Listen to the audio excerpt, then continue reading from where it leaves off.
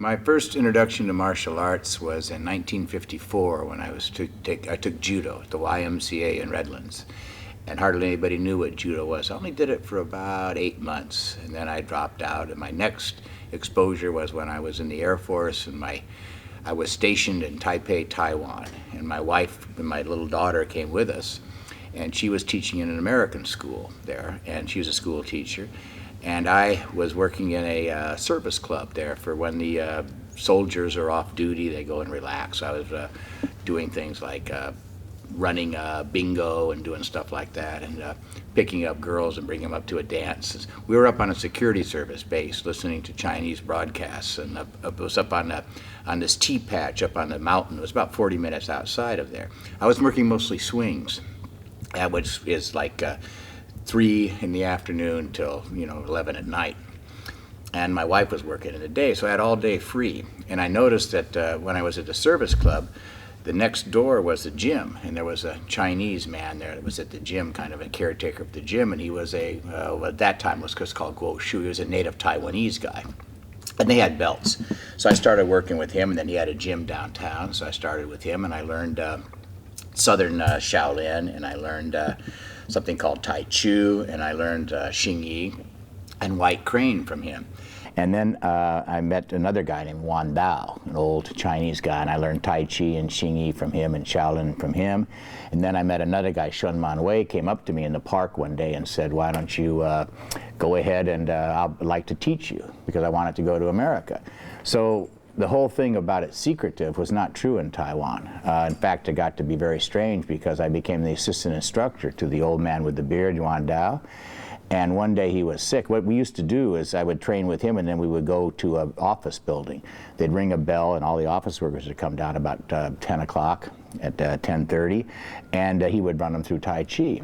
So one day he was sick, and I had to go over there, and here I was, the white guy, Caucasian, running all these Chinese guys through, and women workers through the Tai Chi. So it was really interesting. I became an assistant instructor with him and an instructor under the other one. I got a second-degree black belt from the other guy. So I ended up learning an awful lot.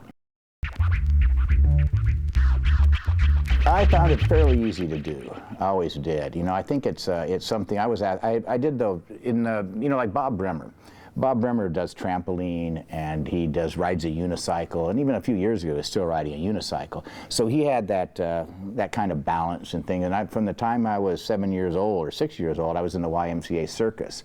We had some Ringling Brothers and Barnum Bailey guys. I mean, we had trapeze, trampoline, teeterboard. I did trampoline and teeterboard, so I was always fairly active that way. And I played sports and stuff, and it just felt natural to me to do it. And so I always knew where my body was in space, so it all came fairly easy to me.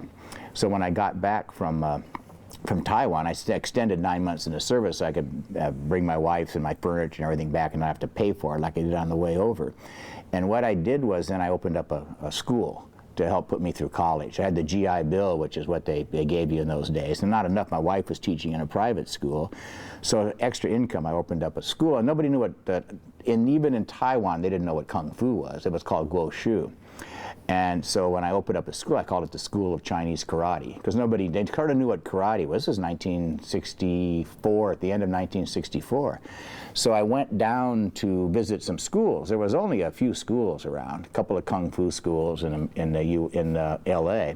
And I went to Ed Parker's school. Of course, Ed had me show everything, I went to Wong Ark Wei, who was a famous Kung Fu guy, and he had me show everything, and he got my teacher's address.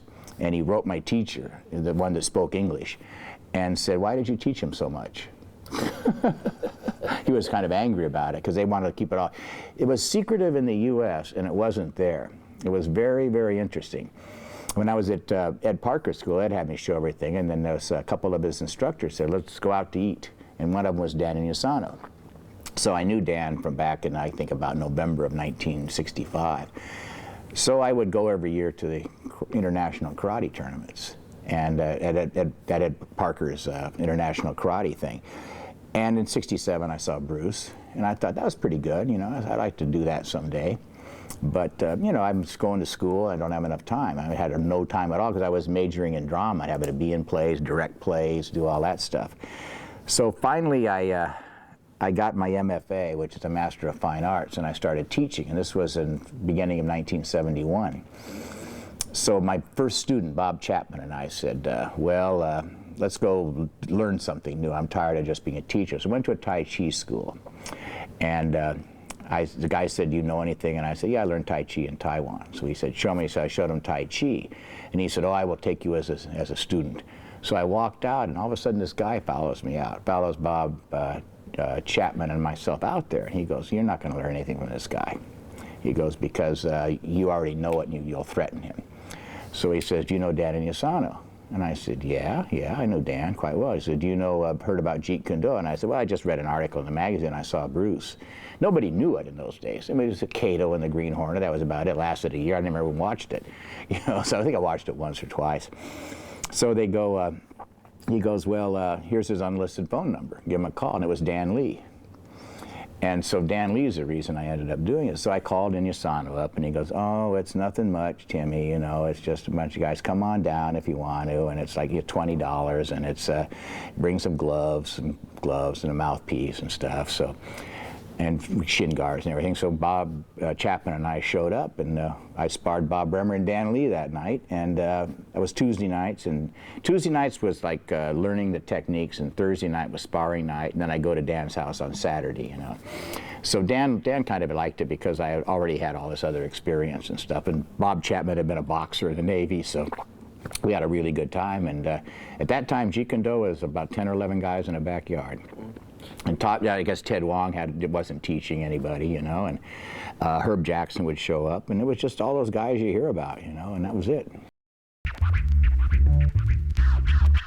I don't know about a master. I mean, I did it for quite a while, and I understand it. And what I did was, from the JKD, I was able to winnow away what was inefficient and keep what was efficient, and I added it to my own personal martial art.